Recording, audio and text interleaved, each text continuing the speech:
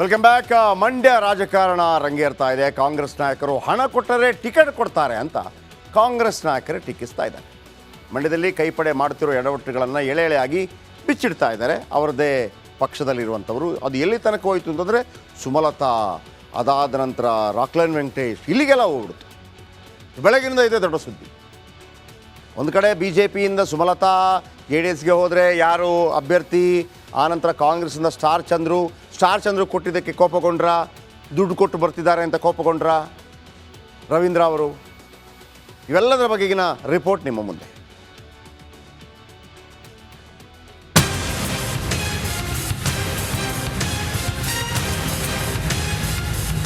ಲೋಕಸಭೆ ಚುನಾವಣೆಗೆ ಕೆಲವೇ ತಿಂಗಳು ಬಾಕಿ ಇರುವಾಗಲೇ ಮಂಡ್ಯ ಕಾಂಗ್ರೆಸ್ನಲ್ಲಿ ಭಿನ್ನಮತ ಸ್ಫೋಟಗೊಂಡಿದೆ.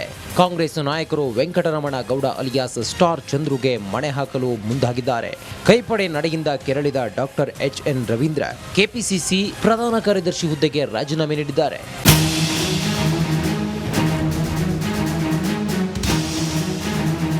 ಕಾಂಗ್ರೆಸ್ನಲ್ಲಿ ಟಿಕೆಟ್ ಪಡೆಯಲು ದುಡ್ಡೇ ಮಾನದಂಡ, ಹಣ ಇದ್ದವರನ್ನ ಪಕ್ಷಕ್ಕೆ ಕರೆದುಕೊಂಡು ಬರುತ್ತಾರೆ ಎಂದು ರವೀಂದ್ರ ಬಾಂಬ್ ಸಿಡಿಸಿದ್ದಾರೆ. ಯಾವನೋ 100 ಕೋಟಿ ತತ್ತವನೇ, ಅದಕ್ಕೆ ಅವನು ನಿಲ್ಲಿಸ್ತಿದೀವಿ, ದುಡ್ಡಿಂದ ಎಲೆಕ್ಷನ್ ಗೆಲ್ಲಕ್ಕಾಗಲ್ಲ ಅಂತಾರೆ ಅಂತಂದ್ರೆ ಅದ್ರ ಅರ್ಥ ಏನ್ ಇವ್ರು ಮಾಡ್ತಿರೋದು? ಅನ್ನಕ್ಕಿಕ್ಕೋ ಜನವ ದುಡ್ಡಲ್ಲಿ ಅಡಿತಾವ್ರೆ ಅಂತ ಆಯ್ತು. ಅನ್ನಕ್ಕಿಕ್ಕೋ ಜನವ ದುಡ್ಡಲ್ಲಿ ಅಂದ್ರೆ ಅದ್ರ ಅರ್ಥ ಏನು? ಈ ನನ್ನ ಮಕ್ಕಳಿಗೆ ಕಾಸು ಕೊಡದೆ ರೋಟ್ ಹಾಕಿಕ್ಕಿಲ್ಲ, ಯಾರು ಬೈತಿದಾರ ಅವರು? ದುಡ್ಡು ತಂದಾನೆ ರೋಡಲ್ಲಿ ಹಚ್ಕೊ ಹೋಗ್ಬಿಡೋಣ, ಯಾರಾದ್ರೂ ಹೋಗಿ ಅಂತ ಏನಿಲ್ವಲ್ಲ. ನಿಮಗ್ ಕೊಡಕ್ಕೆ ದುಡ್ಡು ಬೇಕು ಅಂತ ಅವ್ರು ಹೇಳ್ತಿರೋದು. ಅದ್ರ ಅರ್ಥ ಇಂಡೈರೆಕ್ಟ್ ಆಗಿ ಏನ್ ಹೇಳಿದ್ರು?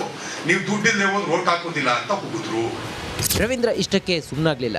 ಸುಮಲತಾ ಬೆನ್ನ ಹಿಂದೆ ಓಡಾಡೋಕೆ ನಾನು ರಾಕ್ಲೈನ್ ಅಲ್ಲ, ಸ್ಮಾರ್ಟ್ ಸಿಟಿ ಪ್ರಾಜೆಕ್ಟ್ನಲ್ಲಿ ಯಾವ್ಯಾವುದು ಜಿಲ್ಲೆಯಲ್ಲಿ ಸ್ಮಾರ್ಟ್ ಸಿಟಿ ಮಾಡಲು ಹೋಗಿದ್ದಾರೆ, ಮಂಡ್ಯ ಸ್ಮಾರ್ಟ್ ಸಿಟಿ ಮಾಡಬೇಕು ಎಂದು ಸಂಸದೆ ಸುಮಲತಾ ವಿರುದ್ಧ ವಾಗ್ದಾಳಿ ಮಾಡಿದ್ರು. ನಿಮ್ಮಲ್ಲಿ ಇನ್ಯಾವುದೋ ನಿಮ್ ಬೆನ್ನು ಕಟ್ಕೊಂಡು ಓಡಾಡಕ್ ನಾನು ರಾಕ್ಲೈನ್ ವೆಂಕಟೇಶ್ ಅಲ್ಲ, ನಮ್ಗಂತ ಆಸಕ್ತಿಗಳು ಇಲ್ಲ. ಆದ್ರೆ ಆಸಕ್ತಿ ಇದ್ದಿದ್ದು ಯಾವುದು ನನಗೆ, ಈ ಯಾವ್ದೋ ಸ್ಮಾರ್ಟ್ ಸಿಟಿ ಅಂತ ಒಂದು ಪ್ರಾಜೆಕ್ಟ್ ಇತ್ತಲ್ಲ, ಅದು 100 cities ನ ಸ್ಮಾರ್ಟ್ ಸಿಟೀಸ್ ಮಾಡೋದು ಅಂತ. ಯಾವ್ಯಾವುದೋ ಜಿಲ್ಲೆಗಳನ್ನೆಲ್ಲ ಸ್ಮಾರ್ಟ್ ಸಿಟಿ ಮಾಡಕ್ ಹೋಗೋರೆ, ಬೆಂಗಳೂರು ಹತ್ರದಲ್ಲಿರೋ ತುಮಕೂರು ಸ್ಮಾರ್ಟ್ ಸಿಟಿ ಮಾಡಕ್ ಹೋಗೋರೆ, ಮಂಡ್ಯನ ಸ್ಮಾರ್ಟ್ ಸಿಟಿ ವ್ಯಾಪ್ತಿ ತರಕ್ಕೆ ಏನ್ಬೇಕು, ಇದ್ರದ್ದೇನಾದ್ರೂ ಪ್ಲಾನ್ ಮಾಡೋದು. ಸುಮಲತಾ ಅಂಬರೀಶ್ ಮೊದಲೇ ರೆಬಲ್ ಲೇಡಿ. ರವೀಂದ್ರ ಹೇಳಿಕೆಗೆ ನೇರ ಟಕ್ಕರ್ ಕೊಟ್ಟರು.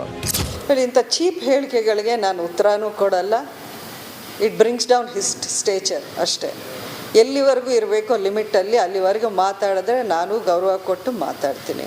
ಅವ್ರು ಬೇರೆ ಬೇರೆ ಯಾವ ಫ್ರಸ್ಟ್ರೇಷನಲ್ಲಿ ಎಲ್ಲರ ಬಗ್ಗೆ ಮಾತಾಡಿದ್ದಾರೆ, ನಂದು ಒಂದು ಭಾಗ ಇರ್ಬೋದು.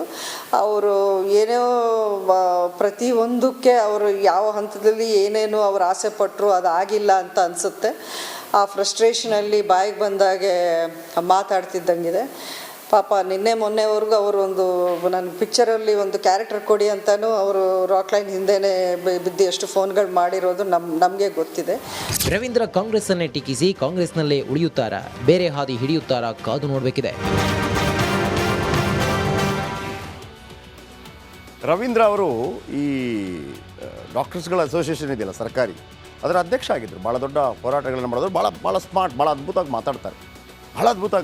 ಮಂಡ್ಯದ ಜನರಿಗೆ ಅವ್ರ ಮೇಲೆ ಒಂದು ಪ್ರೀತಿ ಇದೆ. ಆದರೆ ಸ್ವಲ್ಪ ಅರ್ಜೆಂಟ್ ಮಾಡಿದ್ರು ಅಂತ ಅನಿಸುತ್ತೆ. ಕೆಲವೆಲ್ಲ ಭಾಳ ತಾಳ್ಮೆಯನ್ನು ತುಂಬ ಕಾಯುತ್ತೆ. ರಾಜ್ಯಕ್ಕೆ ಒಮ್ಮೊಮ್ಮೆ ತಾಳ್ಮೆ ತುಂಬ ಕೇಳುತ್ತೆ. ಆ ತಾಳ್ಮೆ ಅವರಲ್ಲಿ ಕಾಣ್ತಿಲ್ಲ, ನಂಬರ್ 1. ಆಮೇಲೆ ನೀವು ಎಷ್ಟೇ ಒಳ್ಳೆ ಮಾತುಗಾರ ಆಗಿದ್ದರೂ ಕೂಡ ತೂಕ ತಪ್ಪಬಾರ್ದು. ನೀವು ಸುಮಲತಾ ಅವರ ಬಗ್ಗೆ ಹೇಳುವಂಥ ಮಾತುಗಳಿದೆಯಲ್ಲ, ಅದು ನಿಮ್ಮ ವ್ಯಕ್ತಿತ್ವಕ್ಕೆ ಒಂದು ಮಸಿ ಬೆಳೆದು ಬಿಡುತ್ತೆ. ಅದು ನೀವು ಹೇಳಬಾರ್ದು ಯಾವತ್ತೂ ಕೂಡ. ವ್ಯಕ್ತಿತ್ವಕ್ಕೆ ಮಸಿ ಬೆಳೆದು ಬಿಡುತ್ತೆ.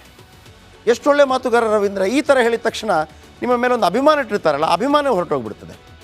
ಈಗ ಅವರು ಒಂದು ಕಪಾಳ ಕೊಡ್ದಂಗೆ ಒಂದು ಹೇಳಿಕೆ ಕೊಟ್ರಪ್ಪ, ನೀವು ರಾಕ್ಲೈನ್ ವೆಂಕಟೇಶ್ ಅವರ ಹಿಂದೆ ಒಂದು ಪಾತ್ರಕ್ಕಾಗಿ ಇದು ಬೇಕಿತ್ತ ಮಗನೇ ಅಂತ ಹಾಡು ನೆನಪಾಗ್ಬಿಡ್ತದೆ ಅಲ್ವಾ? ಆಮೇಲೆ ಅಡಕೆಗೆ ಹೋದ ಮಾನ ಆನೆ ಕೊಟ್ಟರು ಬರೋದಿಲ್ವಂತೆ. ನಿಜವಾಗ್ಲೂ ಒಳ್ಳೆ ನಾಯಕರಾಗಿ ಬೆಳೆಯುವಂಥ ಎಲ್ಲ ಅವಕಾಶಗಳಿದಿಲ್ಲ. ಅವರು ಟೀಕೆ ಟಿಪ್ಪಣಿ ಮಾಡ್ಕೋಬೇಕು, ಅದು ಬೇರೆ ವಿಚಾರ. ಏನು ಎತ್ತ ವೇದಿಕೆ ಇರುತ್ತೆ, ಮತ್ತೊಂದಿರುತ್ತೆ. ನಿಜವಾಗ್ಲೂ ರವೀಂದ್ರ ಅವ್ರ ಬಗ್ಗೆ ನನಗೆ ವೈಯಕ್ತಿಕ ಅನುಕಂಪ ಇದೆ. ಒಳ್ಳೆ ನಾಯಕ ಆಗಿ ಆ ಭಾಗದಲ್ಲಿ ಬೆಳೀತಾ ಇದ್ರು, ಒಳ್ಳೆ ಎಜುಕೇಟೆಡ್, ತುಂಬ ಪ್ಲ್ಯಾನ್ಸ್ಗಳಿದೆ. ಒಂದು ಕ್ಷಣಿಕದ ಫ್ರಸ್ಟ್ರೇಷನಿಂದಾಗಿ ಈ ಥರ ಆಗ್ಬಿಡುತ್ತೆ ಅಲ್ಲ. ಆ ಫ್ರಸ್ಟ್ರೇಷನ್ ಎಷ್ಟು ದೊಡ್ಡದಿದೆ ನನಗೆ ಗೊತ್ತಿಲ್ಲ, ಆದರೆ ಹೇಳಿದ್ದು ಆ ಹೇಳಿಕೆಗಳು ಹಂಗೆ ಬರಬಾರ್ದು ಅಂತೇಳಿ. ಓಕೆ, ಇದರ ಬಗ್ಗೆ ಇನ್ನಷ್ಟು ಹೆಚ್ಚಿನ ಮಾಹಿತಿ ಕೊಡ್ತೀನಿ. ಒಂದು ಪುಟ್ಟ ಬ್ರೇಕ್ ಆದ ನಂತರ ಯಾಕೆ ಈ ಹೇಳಿಕೆ ಬಂತು, ಏನಾಗುತ್ತೆ ಮಂಡ್ಯದಲ್ಲಿ ಹಾಗಿದ್ರೆ ಇಲ್ಲೇ ಉಳಿತಾರಾ ಕಾಂಗ್ರೆಸ್ಸಲ್ಲೇ, ಇವರನ್ನು ಸಮಾಧಾನ ಪಡಿಸ್ತಾರಾ ಡಿ ಕೆ ಶಿವಕುಮಾರ್, ಅಥವಾ ಬೇರೆ ಪಕ್ಷದ ಹಿಂದೆ ಹೋಗ್ತಾರಾ ಗೊತ್ತಿಲ್ಲ. ಹೇಳ್ತೀನಿ ಬ್ರೇಕ್ ಆದ ನಂತರ.